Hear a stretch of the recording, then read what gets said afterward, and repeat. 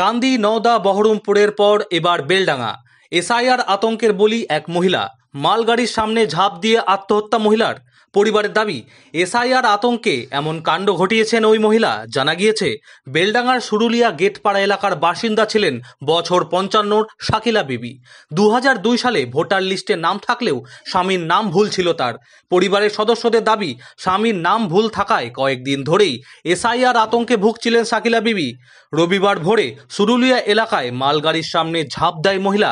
ঘটনাস্থলেই প্রাণ যায় তার। এসআইআর নিয়ে আতঙ্কে ভুগছিল, নাম আছে, তারপরেও ওর স্বামীর নাম যেহেতু ওর স্বামী যেহেতু অনেকদিন আগে মারা গেছে, তো সেই হিসাবে ওর স্বামীর নামটা নাই, ওর মেয়েদের নাম পাচ্ছে না সেখানে, স্বামীর নাম কী দেবে ওখানে।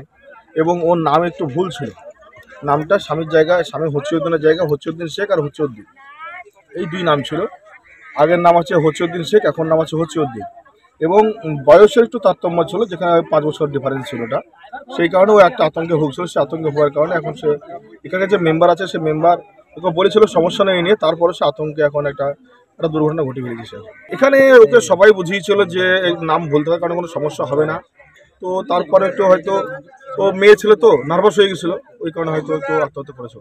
বাইরে ছিলাম, বাইরের থেকে কাজ থেকে বার আসলাম, আসার পর তো এরকম ঘটনা। গতকাল আমাদের পরে হয়েছে ঘটনাটা। এনআরসি কাগজ খালি বলছে আমাকে মোদি ধরে নিয়ে যাবে, খালি মোদি ধরে নিয়ে যাবে, এরকম একটা আতঙ্ক। আমার সঙ্গে কথা হয়েছে, খালি বলছে যে আমাকে মোদি ধরে নিয়ে যাবে, পুলিশ না আসবে, মোদি ধরে।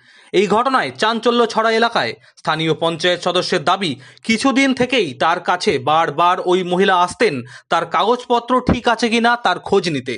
বলতে এই মেয়েটা অনেক কদিন থেকে এই এসআইআর এর কাগজ নিয়ে এসআইআর এর ভুগছিল, মানে সবকিছু নাম থাকা সত্ত্বেও 2002-এ 2025-এর নাম থাকা সত্ত্বেও মেয়েটা ভয় করছিল।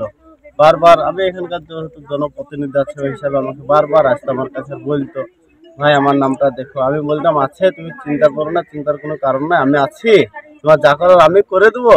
তবুও বারবার রিপিট করে আসতে এই কথাই বলতো। আমি বলতাম ভয় নাই, তুমি চুপ করে বাড়িতে যাবো, সব যা করো আমি করে দেবো। তার সত্ত্বেও হঠাৎ করে এই ভয়ে আতঙ্কিত ছিল মেয়েটা। হঠাৎ করে আজ দেখছি রেল লাইনের উপরে ট্রেনের ধাক্কা লেগে এখানে পড়ে আছে। কি হয়েছে বলতে পারবো না, এটাই ঘটনা। এটা খুব দুঃখজনক ব্যাপার, মানে দেখে কেমন লাগছে। মেয়েটা সবকিছু বলার সত্ত্বেও বোঝানোর সত্ত্বেও মেয়েটা বুঝলো না। পুলিশ দেহ উদ্ধার করে ময়না তদন্তের জন্য পাঠায়। কি কারণে আত্মঘাতী হলেন ওই মহিলা, তার তদন্তে নেমেছে পুলিশ।